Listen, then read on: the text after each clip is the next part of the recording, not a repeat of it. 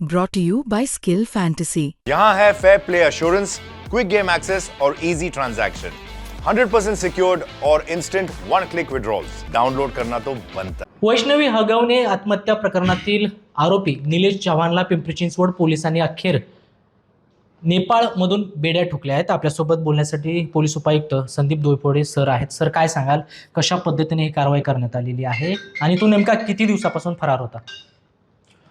आपल्याकडे बावधन पोलीस स्टेशनला जो नवविवाहितेच्या हुंडाबळीच्या अनुषंगाने जो गुन्हा दाखल आहे त्या गुन्ह्यामध्ये निलेश चव्हाण हा पाहिजे आरोपी होता आणि त्याच्या पाठीमागे आपल्या गुन्हे शाखेचे 3 पथक होते।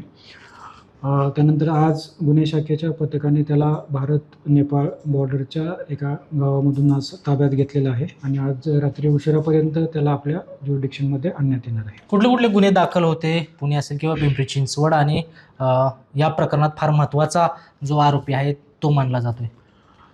पिंपरी चिंचवड आयुक्तालयाच्या हद्दीमध्ये सध्या त्याच्यावरती जो हुंडाबळीचं जे प्रकरण सुरू आहे त्यामध्ये तो सहआरोपी आहे। याच्या व्यतिरिक्त त्याच्यावरती पुणे आयुक्तालयामध्ये 2 गुन्हे दाखल आहेत।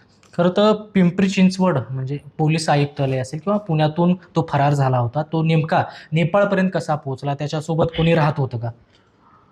सध्या आपल्याकडे एवढी माहिती मिळते की बावधन पोलीस स्टेशनमध्ये दाखल असणाऱ्या गुन्ह्यामध्ये त्याचं नाव समाविष्ट केल्यानंतर तो इथून रायगड कर्जत या भागामध्ये गेला। तेथून तो बाय रोड दिल्लीवरून गोरखपूर आणि तेथून तो नेपाळमध्ये सुद्धा गेला होता। नेपाळ काठमांडू भागामध्ये परत आज तो बॉन्डेपर्यंत आला होता आणि आपल्या सीमेमध्ये आल्यानंतर मग गुन्हे शाखेच्या पथकाने त्याला ताब्यात घेतलेला आहे। ज्या पद्धतीनं या प्रकरणामध्ये त्याचं नाव येत आहे, यात आणखी काही नावं येऊ शकतात का? कारण तो त्या ठिकाणी नेपाळ येथील सिम कार्ड वापरत होता, फोन वापरत होता, त्या माध्यमातून कोणाशी कनेक्टेड झालेला आहे का? या तपासात काही समोर आलं का? सध्या आता दुपारीच त्याला आपण ताब्यामध्ये घेतलेला आहे आणि इथं आल्यानंतर त्याचं डिटेल इंट्रॉगेशन होईल। त्याच्यामध्ये ज्या बाबी समोर येतील त्या अनुषंगानं तपास केला जाईल।